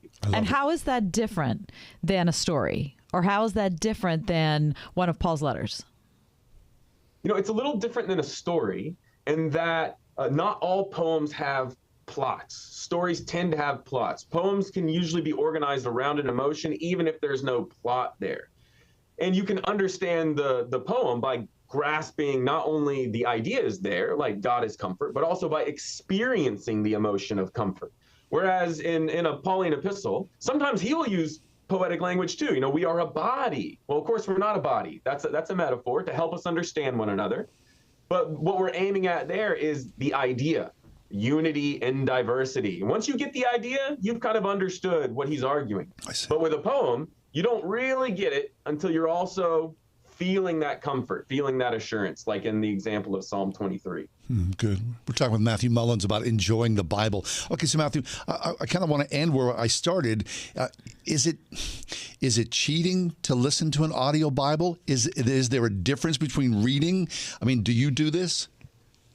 Absolutely not cheating. John, you should do it as much as possible. Listen to as many different versions as you can. Okay. We've all had the experience of being in church or being in Sunday school or being in Bible study or being in class and hearing a text read aloud that we've heard 1,000 times before, and maybe even read aloud, and all of a sudden it clicks in a new way. Something about where we were in life, something maybe about the emphasis with which the reader read the text. But there is a kind of a hearing knowledge that a lot of poets talk about that helps us understand what we're doing. I would encourage anyone, listen to any book, audiobook. Fabulous. This is good Matt, stuff, this Matthew. has been super fun. Yeah, you're excellent. I really love this. Really a key thing for us to know. Yeah, the new book is called Enjoying the Bible, Literary Approaches to Loving the Scriptures. You've got to check this out. Matt, thanks for being with us. Thank you all so much. Very excited about this new work of yours. Matthew Mullins, Enjoying the Bible. That's really cool. And look, on the back of the book, Karen Swallow Pryor and James K. Smith. They're the two people that talked me into poems. Thanks, Matthew. Thank you all. Nothing in this world beats real life experience. Now, of course, a lot of us have sent our kids to college. There's a lot of classroom work and theory and whatnot. But then, hopefully, there's a day where the rubber hits the road and your kid goes out and spreads wings and becomes part of the real life environment of what it is to earn a living. And prior to that, the internship is what gets you ready, right? That's the time when you're like kind of in the work world, but not fully in the work world, right? And you're kind of trying to test your wings and ask the questions and get some guidance and maybe perform well enough that you could get somebody's attention later on and maybe get a job. Right. Now, at Grove City College, the opportunity for internships exists, and people cement themselves inside of a corporation. And once you graduate, then, the possibilities are endless. on campus, people come to Grove City and go, we know the nature, the quality of these students. This is an A+. We're invested in these students because we see what you produce. Count us in as corporate partners. So if that sounds interesting to you or something that might be appealing and a great thing for your child to strive for, consider Grove City College. Look them up online, gcc.edu. That's Grove City College.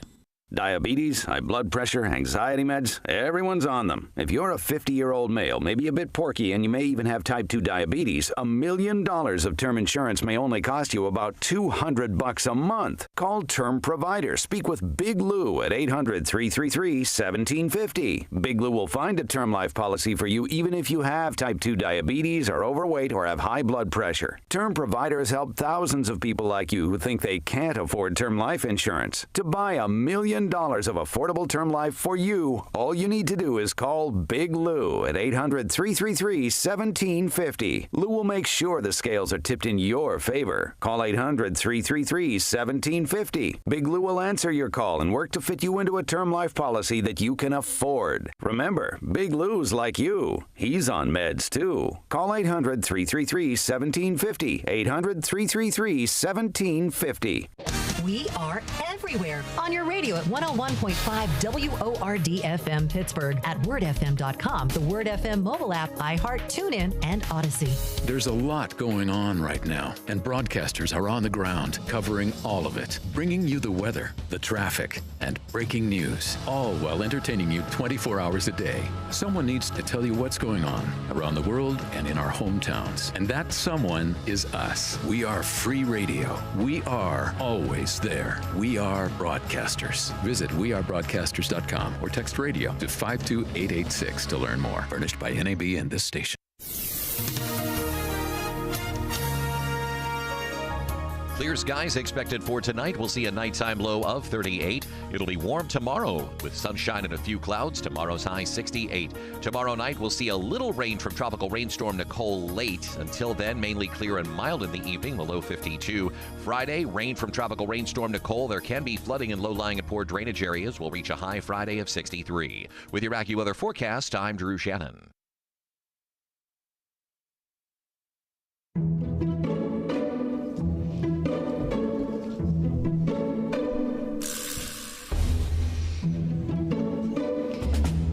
Does this make sense? Does what make sense?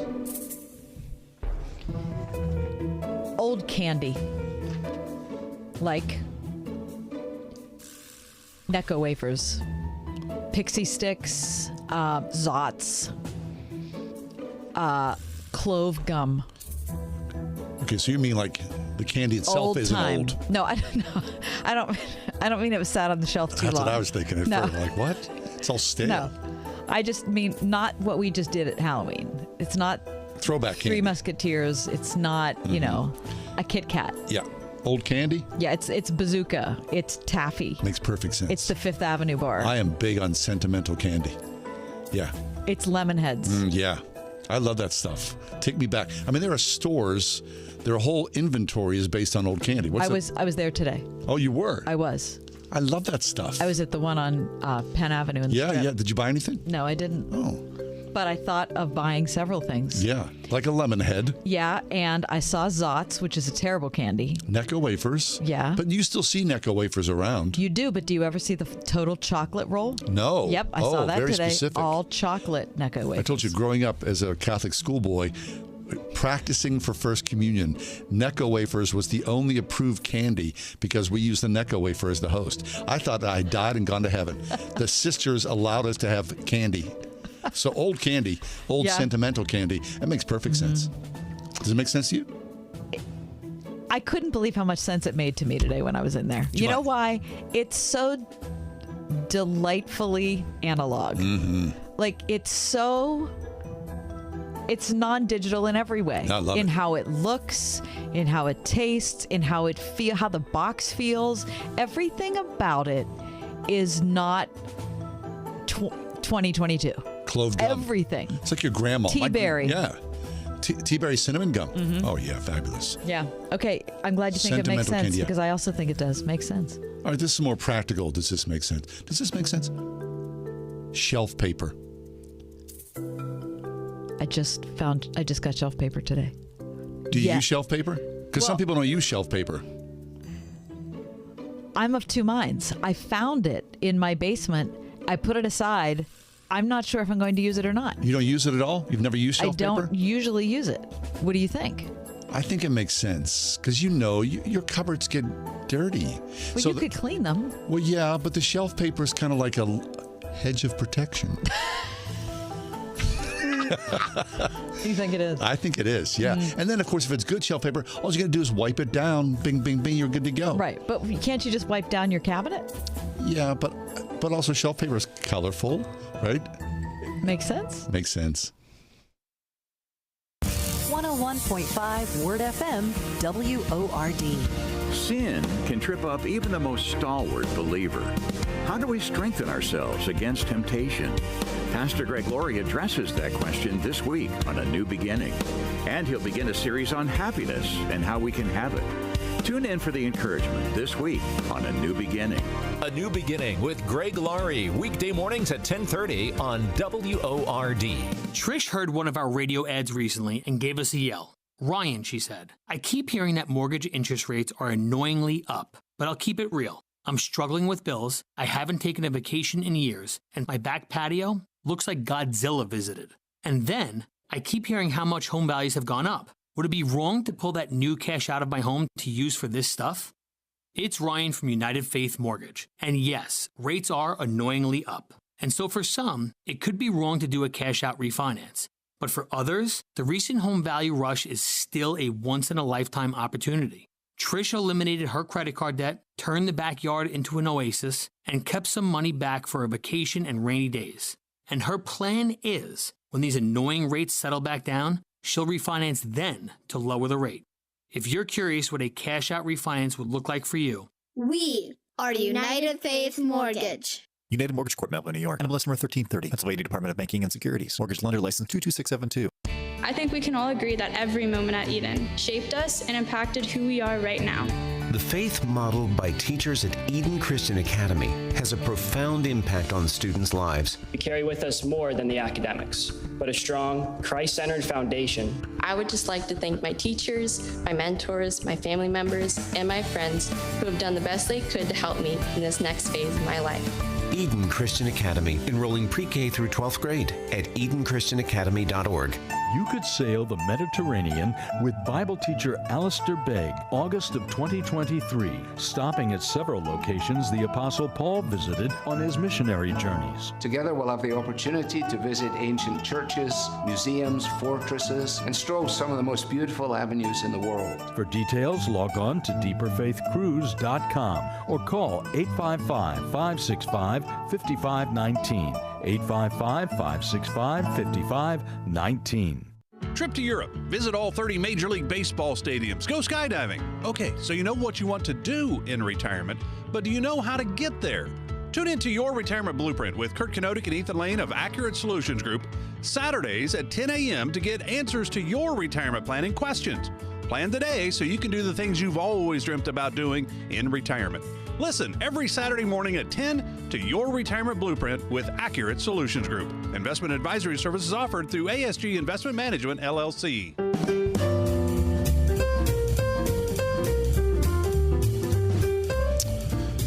The biggest waste of time we regret when we get older.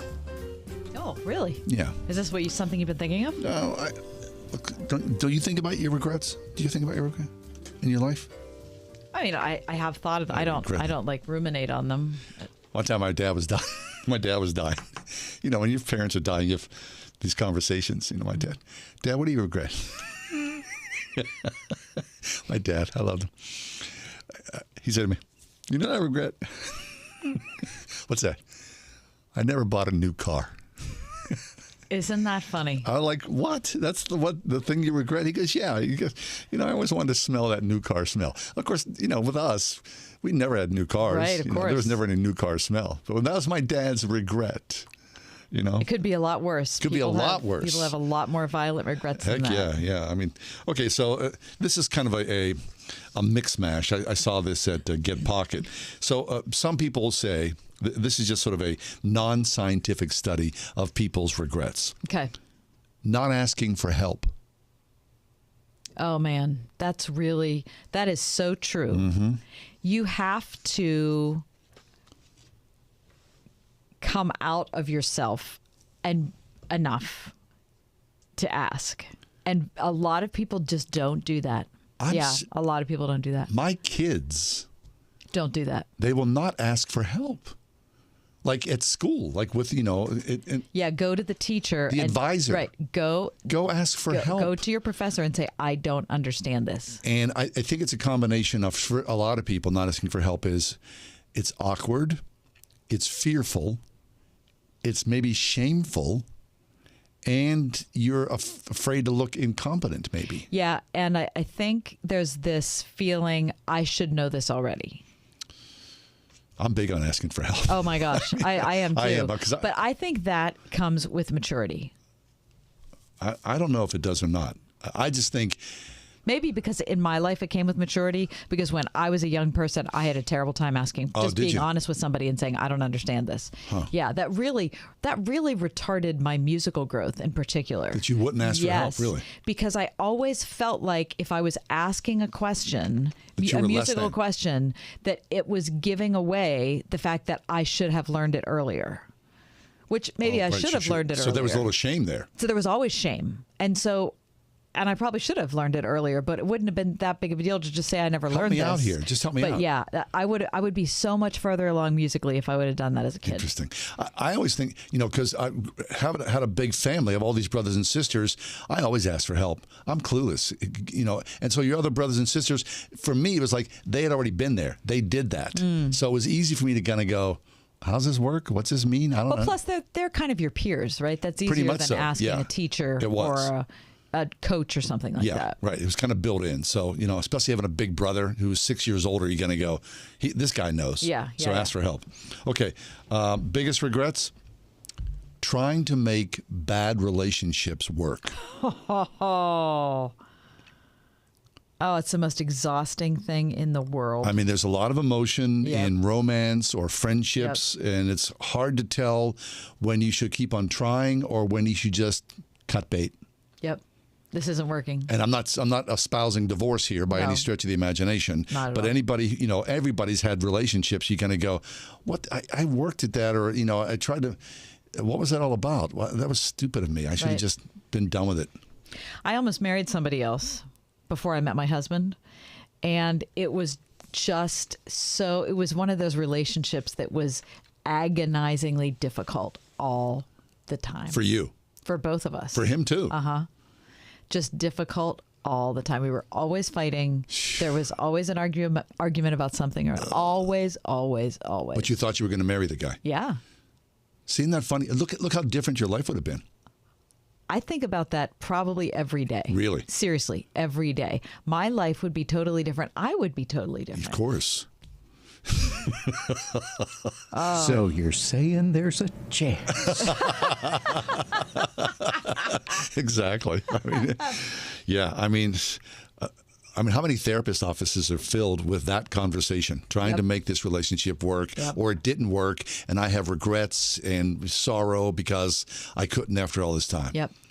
Okay. The biggest waste of time, the regrets we get as we get older, dwelling on your mistakes and shortcomings. Do you know anything about that, John? Are you kidding me? I live the gospel of dwelling on my mistakes and shortcomings. I know. And I don't know what that means what that says about me, but there's something that I just, like you think about that relationship thing that you could have, I do this all the time. And I go, why would I even bother to think about it? It's like years in the past for the most part.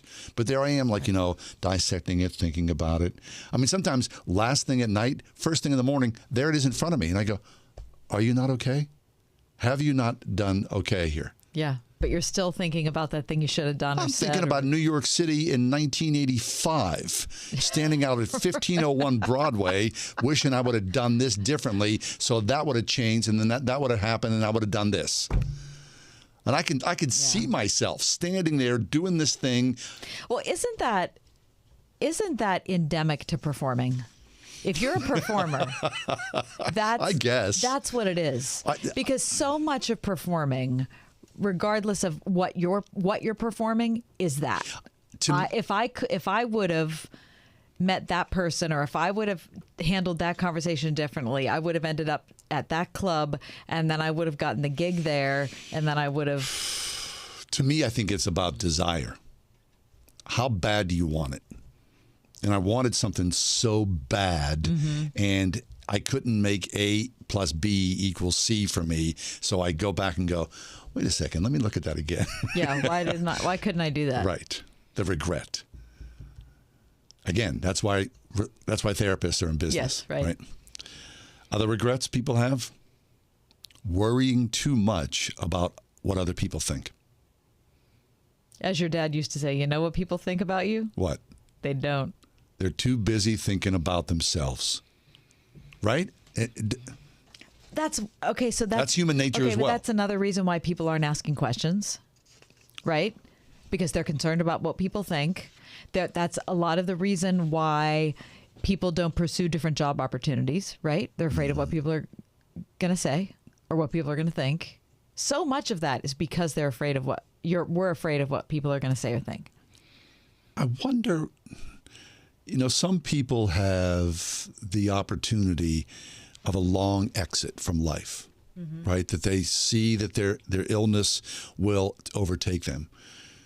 So what would that be like to have that ability to have that gift of time and to settle your accounts, whether... Yeah, but there's no settling. I don't think that... You don't think so? Not completely. I don't. I don't think that there's I think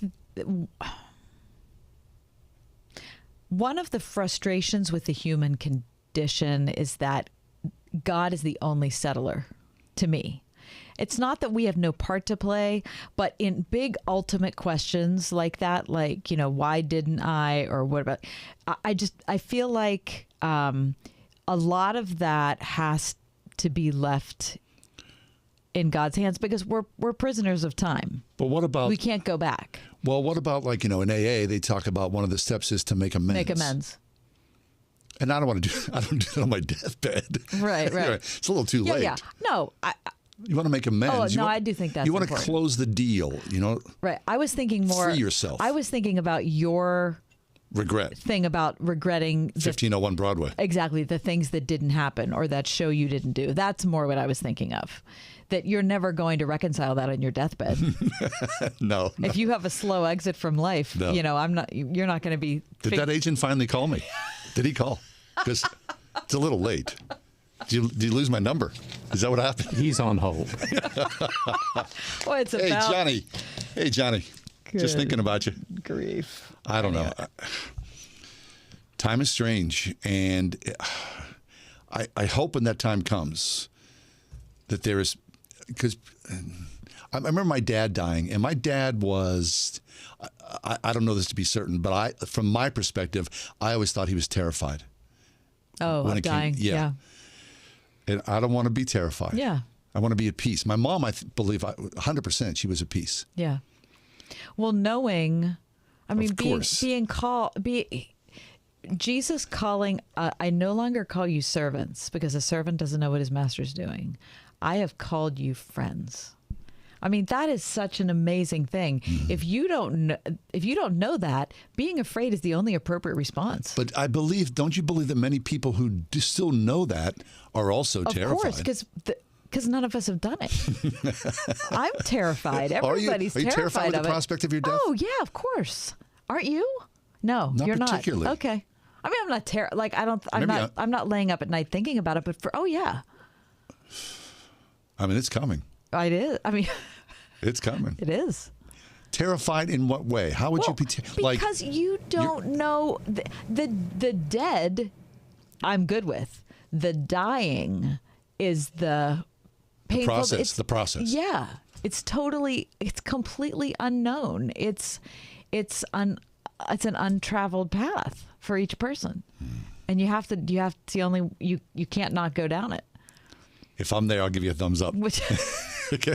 Hey, Kat, it's okay. Except you're still going to be wondering what happened with the agent. 1501 Broadway, yeah. Right. We're going to be in glory, and John's going to be like, yeah, but what about the agent? 1501. What happened there? And on that happy note. Okay, all right. I mean, we were sort of like, this is like one of those like 3 a.m. conversations in the college dorm room, wasn't it? I'm working on 5 hours of sleep, you guys. Well, it's coming post-election talk. There's a lot of regrets out there for other people, aren't there? Coming up next, I saw a UFO, and so did a member of my flight crew. What? That's next.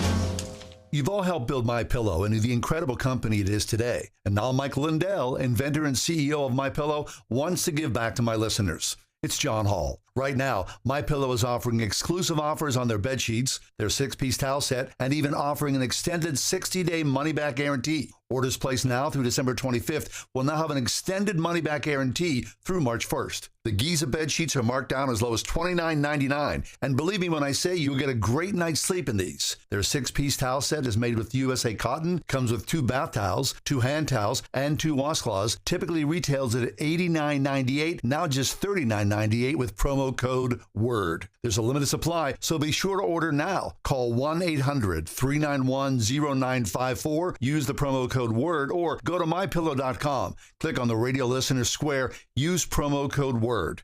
These offers will not last long, so order now with promo code WORD at mypillow.com for this radio-exclusive offer on all bed sheets. Marketing your business is hard. It's so competitive, and getting new customers is as hard as keeping your existing ones. We know it because we're a local business too. So when it comes to marketing your business and getting new customers, we know how to do it. Our digital marketing firm, Salem Surround, is built to create customized solutions to your business, not your competitors, just you. Reach out to us at salemsurround.com, and we'll work with you to create those solutions that will increase your business and bring you new customers. salemsurround.com. This is John Hall with Word FM, and we're partnering with Bible League International on Stand With Them, Bibles for the Persecuted Church. Paul reminded Timothy that all who desire to live a godly life in Christ Jesus will be persecuted.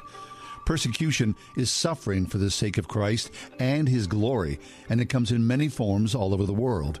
In India, it's being shunned by Hindu family members. In China, it's the loss of church buildings. In the Middle East, it could be jail or even death at the hands of extremists.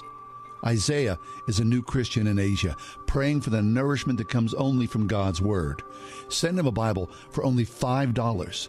$35 sends 7 Bibles. $100 sends 20 Bibles, and your gift will help Word FM and Bible League reach our shared goal of sending Bibles to 5,000 persecuted believers. Call 800-YES-WORD, 800-YES-WORD, or give at wordfm.com. Hi, I'm Kyle at blindster.com. I sell custom-made blinds, shades, and shutters that are easy to install at prices less than big box retailers. Blindster blinds are custom-made for your windows, and I guarantee they'll fit. Don't hire a pro. Do it yourself and save big at blindster.com. 101.5 WORD-FM Pittsburgh. On your smart speaker by saying, play the word Pittsburgh. And on your phone via the Word FM mobile app, iHeart, TuneIn, and Odyssey. One of the great things about the print edition of the newspaper, and I think it's probably going by the wayside like most things are as far as print editions, are letters to the editors. I love to read letters. Our friend Keith Condrich, he's a big letter to the editor writer. Yeah. Okay, so this is in today's Wall Street Journal. The headline is, I saw a UFO and so did members of my flight crew. This is signed Ralph Lowinger from Port Orange, Florida. Okay. He says this: another pilot, another opinion on UFOs. The obvious rebuttal to Art Sabowski's A Pilot Explains UFOs for the Last Time letters from November 2nd would be, so UFOs don't exist because you and your friends have never seen one? I know they exist because I was the co-pilot of a Pan-American cargo flight with 5 crew members who clearly saw their formation. It was on a crystal clear moonless night over Nova Scotia's south coast, and we all watched and saw the same thing through different panes of cockpit glass. Their dance was from another world. It lasted 5 minutes and terminated with the most dazzling feat of aerodynamics we had ever seen. I have now retired to the largest fly-in community in the world, in which many highly trained observers know that UFOs are real. cataracts, and floaters aside. Ralph Lowinger. Now, that's got to be a long time ago because he was saying Pan American. Pan American's not been an airline for a long time. Right. Probably 30 years. It's an old retired pilot talking about something that he saw in the skies. It was probably a year and a half ago that 60 Minutes devoted a segment to UFOs. And it was because a report had leaked, I believe, that a Navy pilot and his I don't remember the genders. One of the pilots was a woman, and I think one of the navigators was a woman, but they had several pairs of pilots and navigators. Yeah. And they said the same thing. Now, they did not see anything in formation like that, but what they saw was something that was able to accelerate high rates of speed with no gear up. No propulsion. No propulsion that they could tell, and go much faster in a very short span than anything that we currently have access to that he knows in America. Right, because people say, well, this could be other countries working on secret weapons. Which is what he was talking about. Or maybe not working on secret weapons. Maybe it's a spying situation. Something developed in another country. But either way, they were saying it was definitely not any technology that that those pilots or navigators were aware of. I love it. I think it's fascinating. Me too. And to be honest, I'm a believer. In UFOs? Yeah. Well, and I know people like, I talk to Darren Down. He goes, no, God would not make extraterrestrials. You don't know what God would do. I don't know. But he's of the belief, no, that we are alone in the universe. Nothing in the Bible says we are alone in the universe. Do you think there are? I don't know. The Ride Home with John and Kathy, a production of Salem Media Group. This is Carol Platt-Liebau for townhall.com. Call it the Chicken Little election. According to the media, the sky was going to fall if the nation voted Republican in anything that could be considered a wave. President Biden kicked off the apocalyptic party with his red speech, trashing MAGA Republicans as an existential threat to American democracy. His media